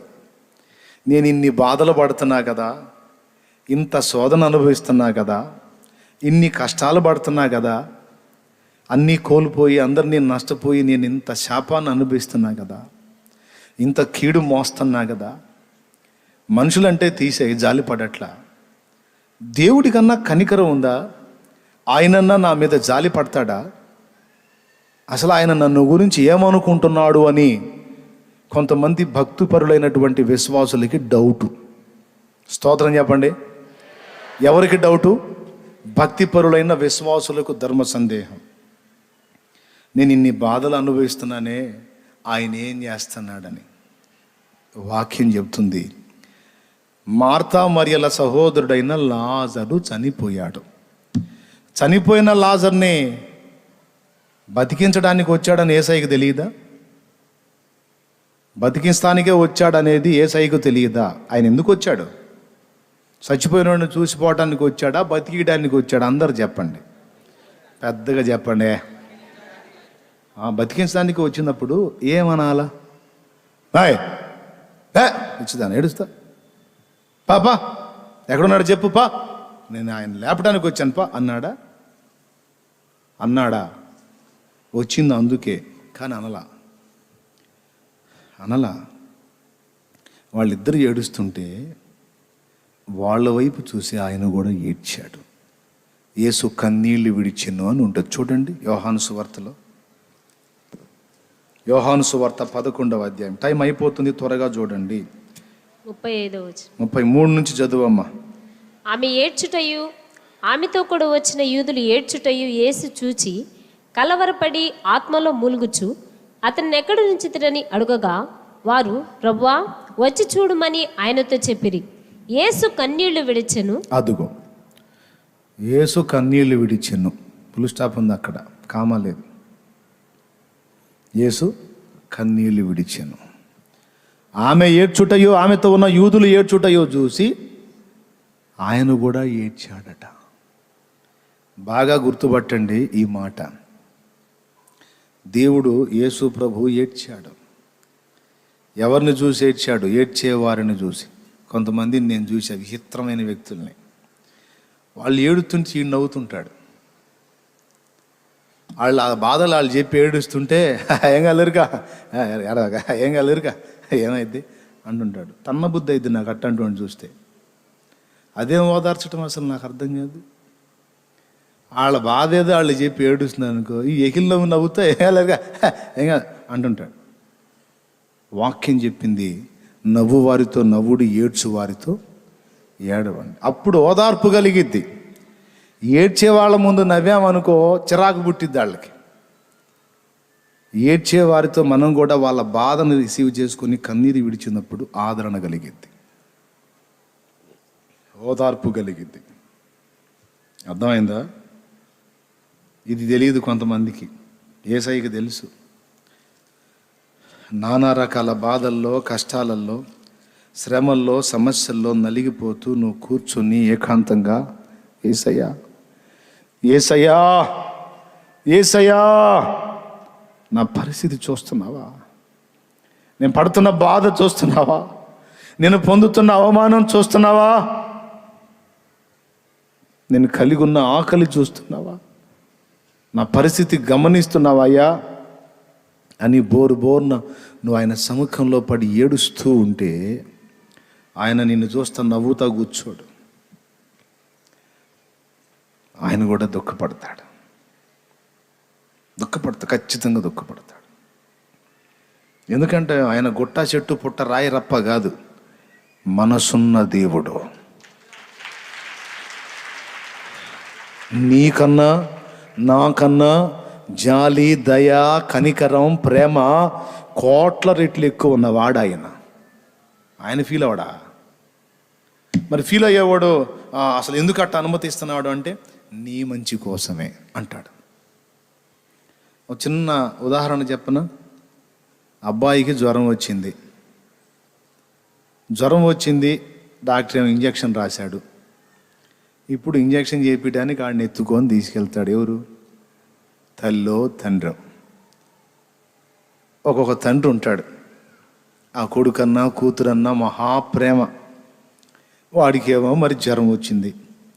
ఇప్పుడు ఏం చేయాలి? వెళ్తాడు, ఆ నర్సో కాంపౌండరో ఇంజక్షన్ రెడీ చేసుకుంటారు.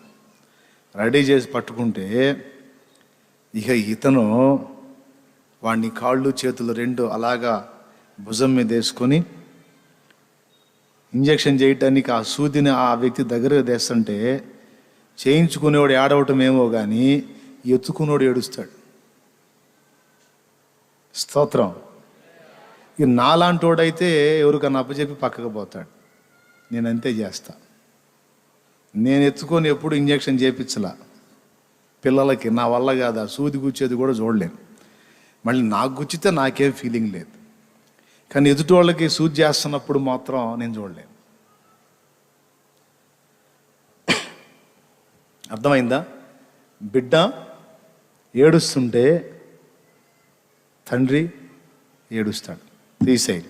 గర్భిణీ స్త్రీగా ఉన్న కూతురు ప్రసవ వేదన అనుభవిస్తూ లోపల అమ్మా అమ్మా అయ్యా అని కేకలేస్తుంటే అమ్మ అయ్యా ఇద్దరు ఏడుతూనే ఉంటారు బయట. ప్రైజ్ ది లార్డ్, హల్లెలూయా. ఏమండి, మరి బిడ్డ అంత వేదన పడుతుంది కదా, మరి ఆ విధంగా బిడ్డ అంత బాధపడటానికి ఆ తల్లిదండ్రిగా వివాహం చేసి అప్పచెప్పింది. మరి అమ్మో నా బిడ్డ ప్రసవ వేదన పడిద్ది అని ముందటని ఎరిగిన వారై అసలు అలా వివాహం చేయకుండా ఉండాలి కదా. వివాహం చేయకపోతే తన బిడ్డ ఇంకొక బిడ్డకు జన్మనివ్వకపోతే తన బిడ్డ జీవితానికి అర్థం లేదు. అది జరగాలి అంటే వివాహం తప్పనిసరి, ప్రసవ వేదన తప్పనిసరి. అందుకే తల్లిదండ్రి ఇద్దరు చూస్తా కూడా లోపల పిల్ల కేకలేస్తుంటే బయట నాన్న ఏడుస్తాడు. ఏమీ చేయలేడు, అలాగ అప్పగించేస్తాడు ఆ నొప్పులకి, ఆ వేదనకి, ఆ బాధకి. కానీ ఒక్కటి నిరీక్షణ తండ్రికి ఏంటో తెలుసా? నా బిడ్డ కొంచెం ఓర్చుకుంటే, కొంచెం తట్టుకుంటే తన వంటి బిడ్డకు జన్మనివ్వగలుగుతుంది, తన జన్మ సార్థకం అవుతుంది. కొంతమంది తల్లిదండ్రులు అయితే తమ కుమార్తెకు సంతానం లేకపోతే వాళ్ళ సొంత డబ్బులు లక్షలు ఖర్చు పెట్టి మరీ కష్టపడతారు. లక్షలు ఖర్చు పెట్టి బిడ్డకు మరి గర్భధారణ జరిగితే, ఏమండి, ప్రసవ వేదన పడుతుంటే పని కట్టుకొని మరి బిడ్డకు అంత డబ్బు వెచ్చించి గర్భఫలము వచ్చేటట్టు చేసి ఆ యాతనకి తల్లిదండ్రి అప్పచెప్పారు. చూడండి, ఏం ఆశించి? కొంత బాధ అనుభవించిన తరువాత పొందబోతున్న ఆశీర్వాదం, మగ బిడ్డో ఆడపిల్ల ఎవరో ఒకళ్ళు ముందు సంతానవతి అయితే చాలు అన్నట్టు. అవునా? లేకపోతే తన జన్మకు సార్థకత లేదు. ఇప్పుడు తెలిసి అప్పచెప్పారా, తెలియకనే అప్పచెప్పారా? వీళ్ళు చెప్పట్లేదు, పని అయిపోయినట్టుంది. అయిపోయిందా? ఇప్పుడే 1:30కే. మరి మాట్లాడరేమి? వాళ్ళంటే ఆడవాళ్ళు నీరసం. మీరు మాట్లాడండి. తెలిసేగా అది. స్తోత్రం చెప్పండి. బిడ్డ నొప్పులు పడుతున్నప్పుడు ఏడుస్తారా, నవ్వుతారా? పెద్దాయనా, నీ బిడ్డలు నొప్పులు పడేటప్పుడు ఏడ్చావా పెద్దాయనా? ఎందుకని? మంచి బిడ్డను జన్మనివ్వబోతుంది, తెలియదా నీకు? తెలిసే ఎందుకు ఏడ్చావే పెద్దాయనా నువ్వు? ఇవ్వబోతుంది తెలుసులేయా, కానీ నా బిడ్డ ఏడిస్తే నేను ఎట్ట తట్టుకుంటానయ్యా? నా బిడ్డ ఏడిస్తే నేను ఎట్ట తట్టుకుంటాను? యేసయ్య కూడా అంతే. మనం పొందుతున్న శ్రమల తరువాత మనం పొందబోతున్న మహిమేంటో ఆయనకు తెలుసు. ఏయ్, మంచి మహిమ ఉంది, పిచ్చి మొహమా, ఉరిగా ఎడవాకు అన్నాడు. ఏమంటాడు తెలుసా? బిడ్డ ఓర్చుకో, నాకు తెలుసు, నేను శోధింపబడి శ్రమ పొందాను కనుక నాకు తెలుసు ఆ వేదన, దుఃఖం కలిగితే ఓర్చుకోమా, తట్టుకో, నిశ్చయముగా నేను నిన్ను ఆశీర్వదిస్తాను, నిశ్చయముగా నేను నిన్ను హెచ్చిస్తాను, నిశ్చయముగా నేను నీకు సహాయపడతాను. కొంచెం ఓర్చుకో. ప్రేమగా ఆహారం తీసుకొచ్చి అన్నలకి ఇస్తే నమ్మకంగా పట్టుకొని కొట్టి నీళ్లు లేని బావిలో పడేశారు. ఏమన్నా న్యాయమా? ఏందయ్యా ఈ దుర్మార్గం అన్నాడు పైకి చూసి. దేవునికి ఎంత బాధ కలిగి ఉంటుంది? ఏమని ఉంటాడు? బావిలో పడి యోసేపు ఏడుస్తుంటే దేవుడు దుఃఖపడి, యోసేపు ఓర్చుకోనాయన. మళ్ళీ ఆ బావిలో నుంచి బయటికి తీసి ఇష్మాయేలీయులకు 20 తులాల వెండికి అమ్ముతుంటే ప్రతి అన్నని దయగా, ఆ అన్నల దయ కోసం అన్నా ఎవడో కనికరించల. అలాగున చేతులు వెనక్కి కట్టేసి మెడబట్టుకుని నెడితే ఆ ఇష్మాయిల్, రాయ్ బానిసా పదా అని ఆ తమ్ముడిని ఆ అన్నల ముందే తీసుకెళ్తుంటే పాపం తమ్ముడు అవమానకరమైన స్థితిలో బానిసలాగా వెళ్తుంటే వాళ్ళందరూ చూసి నవ్వుకుంటా ఆ సొమ్ము లెక్కేసుకుంటా వెళ్ళిపోతూ ఉంటే ఒక్కసారి ఊహించండి ఆ సన్నివేశం. తోడబుట్టిన తమ్ముడు, సొంత అన్నలు, సొంత వాళ్ళే, బయటోళ్ళు కూడా కాదు, మళ్ళీ వాళ్ళ చేతులారా తమ్ముడిని నిర్దాక్షిణ్యంగా అమ్మి ఆ సొమ్ము లెక్కేసుకుంటూ వాళ్ళంతా వెనుదిరిగిపోతే కాపాడాల్సిన అన్నలే, కడుపులో దాచుకోవాల్సిన కుటుంబ సభ్యులే, కాపాడాల్సిన వాళ్ళే నడి బజారులో వేలం పెట్టి అమ్మితే ఆ బిడ్డకి ఎంత గుండె కోత, ఎంత వేదన. ప్రైజ్ ద లార్డ్, హల్లెలూయా. ఈరోజు మన జీవితంలో కూడా కొంతమందిని మనం చూసాం. సొంత వాళ్ళ చేతుల్లో దారుణంగా దెబ్బతిన్న పరిస్థితి. నా నా నా అని నమ్ముకున్న వాళ్ళే నయవంచన చేసి, దుర్మార్గం చేసి, బజారు పాలు చేసిన పరిస్థితి చాలా కుటుంబాల్లో, చాలా వ్యక్తుల జీవితాల్లో జరిగింది.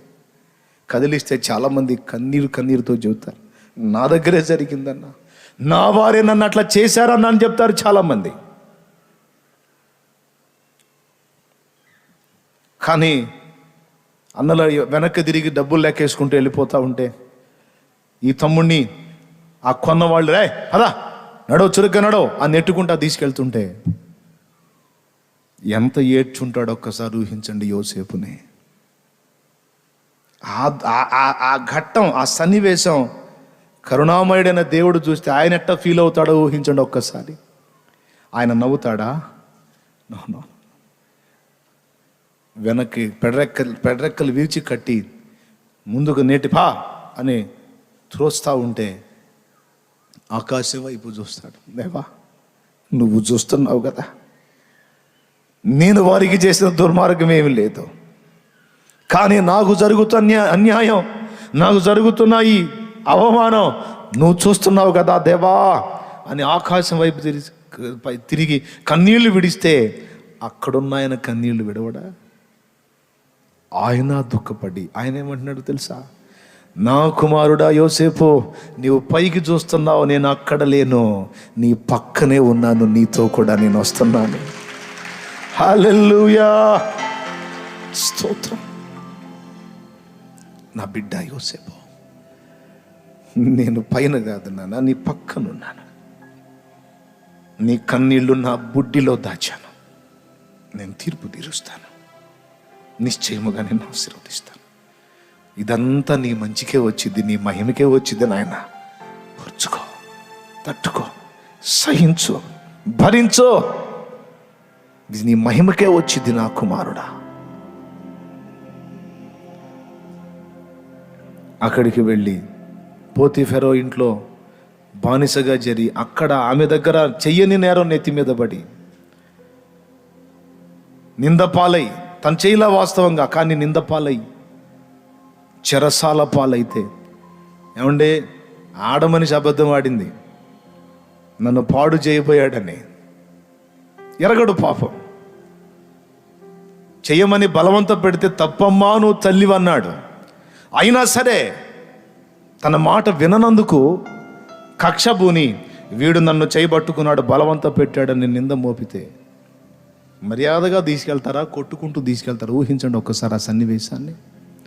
ఎరా, అన్నం పెట్టిన చేతిని పట్టుకుంటావా? తిన్నింటి వాసాలు లెక్క పెడతావా? కుక్క కంటే హీనుడురా నువ్వు, దుర్మార్గుడా, పద అని ఎన్ని దెబ్బలు కొట్టుకుంటా తీసుకెళ్ళుంటారో యోసేపుని. నోరు తెరవలా. ఎందుకో తెలుసా?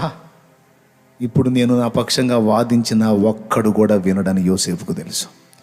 అందుకే నీతిగల న్యాయాధిపతి వైపే చూస్తూ కన్నీరు విడిచాడు. అప్పుడు కూడా దేవుడు బాధపడుతూ ఒక్కటే సమాధానం, యోసేపు ఈ ఒక్క మెట్టు తాళుకో, ఈ ఒక్క మెట్టు ఓర్చుకో, ఇదిగో నెక్స్ట్ మెట్టు, ఇక నువ్వు సింహాసనం మీదకి వెళ్తావు. హల్లెలూయా, హల్లెలూయా, హల్లెలూయా.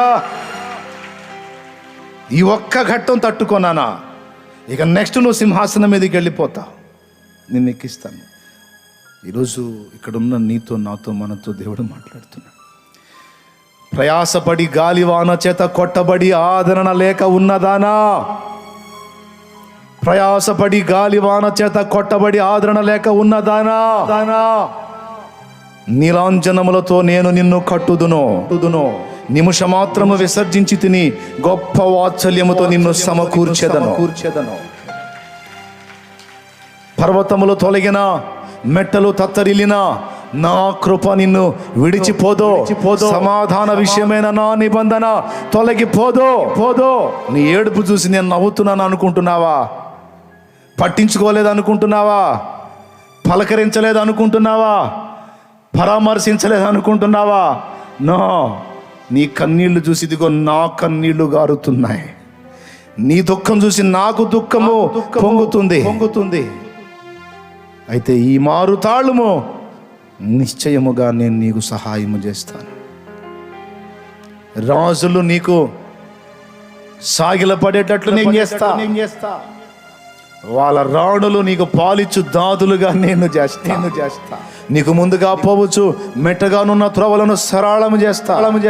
నీ ఎదుట ఇనుప గడియలను, ఇత్తడి గడియలను విరగొడతా. ఇత్తడి తలుపులు, ఇనుప గడియలు విరగొడతా. నేను చేయబోతున్న కార్యాలు నీ పక్షంగా బలమైనవి. హల్లెలూయా. నేను చేయబోతున్న కార్యాలు నీ పక్షంగా గొప్పవి. అవి నీవు స్వతంత్రించుకున్నట్లు కొంతవరకు ఇలాగూ శ్రమ పొందవలసిన అవసరత ఉంది బిడ్డ. ఏడుస్తూ బాధపడుతూనే నిన్ను అప్పగించాను శ్రమకి. నిన్ను విసర్జించానని భ్రమపడవాకు. అసంభవం. నేను నిన్ను విడుచుట అసంభవం. నా నిబంధన నేను ఎప్పుడు మరచిపోను, ఎప్పుడు మీరను అని నిన్ను బట్టి జాలిపడి, నీ విషయంలో ప్రేమ కలిగి, నీ విషయంలో శ్రద్ధ కలిగిన నీ ప్రాణప్రియుడని పాడావే, నా ప్రభు, నా ప్రియుడు, నా యేసు, నా రక్షకుడు, నా రాజు, నా ప్రభువని నా ప్రియుడని పాడావే. ఆ నీ ప్రియుడు, ఆ రాజే మాట్లాడుతున్నాడు ఈవేళ. ఆయన వాగ్దానం ఒట్టిది కాదు, ఆయన కార్యాలు ఒట్టిది కాదు, నెరవేర్చి చూపేవాడు. హల్లెలూయా. ఆయన అన్యాయస్తుడు కాడు. ఎంతమంది నమ్ముతున్నారు? ఎంతమంది నవ్వుకుంటున్నారు? నమ్ముతున్న వాళ్ళందరూ ఒకసారి గట్టిగా స్తోత్రం చెప్పండి. హల్లెలూయా. నానా రకాల ఇబ్బందుల కొలిమిలో ప్రయాణం చేస్తున్న బిడ్డవారా, దేవుడు నీతో మాట్లాడుతున్న మాట గుర్తుపట్టు. ఆయన నీ దుఃఖాన్ని చూసి సంబరపడేవాడు కాదు. నీ దుఃఖంలో ఆయన దుఃఖమే వ్యక్తపరుస్తాడు. నువ్వు ప్రసవ వేదన పడుతుంటే ఆయన కూడా వేదనే పడతాడు, కానీ ఓర్చుకోమని నీకు చెప్తున్నాడు. దీనంతటి ముగింపు నీ గొప్ప మేలు దాచబడి ఉంది అని ఆయన మాట్లాడుతున్నాడు. నమ్ము. తర్వాత ఏం జరిగింది? ఆ మార్తా మరియ ఏడుస్తుంటే ఆయన ఏడ్చాడు. తర్వాత లాజరు నుంచిన సమాధి దగ్గరికి వెళ్ళి రాయి పక్కకి దించి, లాజరో లాజరో బయటికి రా బయటికి రా అని కేక వేశాడు. లాజరు బయటికి వచ్చాడు. వాళ్ళ సహోదరుని వాళ్ళకి అప్పచెప్పాడు, వెళ్ళిపోయాడు. Praise the lord, praise the lord. Hallelujah. యోసేపు యోసేపు నా కుమారుడా, జైలు పాలయ్యానని బాధపడుతున్నావా? చెరసాలలో బందీ అయిపోయానని బాధపడుతున్నావా? ఇక బయటికి రావటం ఐగుప్తు రాజైన ఫరోకే నిన్ను ఫరో చేయబోతున్నాను బిడ్డ. ఫరోకే నువ్వు ఫరో అయిపోతావు. నిన్ను నడి బజారులో 20 తులాల వెండికి అమ్ముకున్న నీ అన్నలే నీ కాళ్ళ మీద వచ్చి పడేటట్టు నేను చేస్తా. నీకు సాగిల పడ చేస్తా. దుఃఖపడకు. చేశాడు, తెలుసుగా మీకు. చెరసాల్లోంచి యోసేపు ఎక్కడికి వెళ్ళాడు? శ్రమల కొలిమిలో కాలుతూ చెరసాల్లోంచి డైరెక్ట్గా ఎక్కడికి వెళ్ళాడు? సింహాసనం మీదకి వెళ్ళాడు, ఐగుప్తు సింహాసనం మీదకి. దేవుడు చెప్పినట్టుగానే అన్నలు వచ్చి, కరువు వచ్చినందున వచ్చి వాళ్ళు అమ్మిన వాళ్ళ తమ్ముడే ఆ మొత్తాన్ని ఏళ్తున్నాడని వాళ్ళకి తెలియదు. వాళ్ళకి అమ్ముకోవటమే తెలుసు, ఆడేమయ్యాడో తెలియదు, చచ్చిపోయి ఉంటాడు అనుకున్నారు వాళ్ళు. ముసలివాడైన తండ్రిని కూడా మోసం చేశారు. యోసేపు చొక్కాని మేక రక్తంలో తడిపి తండ్రికి ఇచ్చి, నీ కొడుకుది అనుకుంటా చచ్చిపోయాడని తండ్రిని నమ్మిచ్చారు. 17 ఏళ్ల ప్రాయంలో అమ్మారు. 35-34 సంవత్సరాల ప్రాయం వచ్చేసింది. మీసాలు కూడా సరిగా వచ్చిరాని స్థితిలో అమ్మారు. మీసాలు గడ్డాలు, మనిషి గంభీరంగా అయిపోయాడు. ఆహార్యం అంతా డెవలప్ అయిపోయింది. పోయాడు. అయ్యా, మా ప్రాంతంలో కరువు వచ్చింది, ధాన్యం కొనటానికి వచ్చామయ్యా అని అక్కడున్న దాసులతో చెప్తే, మా యజమానుడు ఉన్నాడు, ఆయన సెలవు లేక ఒక గింజ అయినా మీకు ఇవ్వబడదు, ఆయన వచ్చిందాకా ఆగండి, ఆయన వచ్చినప్పుడు జాగ్రత్త, ఐగుప్తు మొత్తానికి ఆయనే ప్రధాని. ప్రైజ్ ద లార్డ్, హల్లెలూయా. ఐగుప్తు రాజైన ఫరో కూడా ఆయన మాట వినాల్సిందే. యోసేపు దగ్గరికి వెళ్ళింది సమాచారం. కనాను ప్రాంతం నుండి ఎవరో వచ్చారు, ధాన్యం కోసం వచ్చారు. వారు 10గురుగా ఉన్నారు. అంటే ఎవరు వాళ్ళు? ఎంత ధాన్యం కావాలి? ధాన్యం కోసం వచ్చారా, దేనికోసం వచ్చారని చకాచకా నడుచుకుంటా వస్తున్నాడు అన్నల దగ్గరికి. అమ్ముకున్న తమ్ముడు, ఆ అన్నలే అమ్ముకున్న తమ్ముడు గంభీరంగా చకాచకా నడుచుకుంటా అలాగ టీవీగా వస్తూ ఉన్నాడు. ఒక ఎత్తైన స్తూపం లాంటిది ఉంటే దాని మీదుగా నడుచుకుంటూ అలాగ వచ్చి అలా గంభీరంగా నిలిచి, ఎవరు మీరు అని వాళ్ళ మొఖాలకి వెళ్ళి చూస్తే బోర్లపడ్డారు, సాగిలపడ్డారు. మొత్తం సాగిలపడి సాష్టాంగపడ్డారు. వాళ్ళందరినీ గమనించాడు. ఈ మొఖాలు ఎక్కడో చూసినట్టుంది అని. చాలు లేండి, పైకి లేండి అని పైకి లేచి నిలబడ్డారు. వాళ్ళ ముఖాలు చూశాడు. వాళ్ళ అన్నలు. ఈయన ముఖం అంటే చిన్నోడు కాబట్టి వాళ్ళు గుర్తుపట్టలేరు, కానీ వాళ్ళ ముఖాలు ఆయనకెందుకు తెలియదు? చాలా పెద్దోడు కదా ఆయనకంటే. రూబేను, షిమియోను, దాను, నఫ్తాలి, ఆషేరు, యోధా, మొత్తం అన్నలో. లోపల దుఃఖం. సంవత్సరాల తర్వాత అన్నల్ని చూశానని. చాలా ప్రేమ వాళ్ళంటే. వాళ్ళేమో అంత వంచన చేశారు. మరి గట్టిగా అరిశాడు. ఎవరు మీరు అన్నాడు. మళ్ళా తెలుసు, అర్థమైపోయింది వాళ్ళేనని. అయ్యా, మేము నీ దాసులమని మళ్ళా సాష్టాంగపడ్డారు. అప్పుడు దేవుడు మాట్లాడుతున్నాడు, యోసేపు నా కుమారుడా, అదిగో నా దర్శనం ఇక్కడ నెరవేరుస్తున్నా. హల్లెలూయా.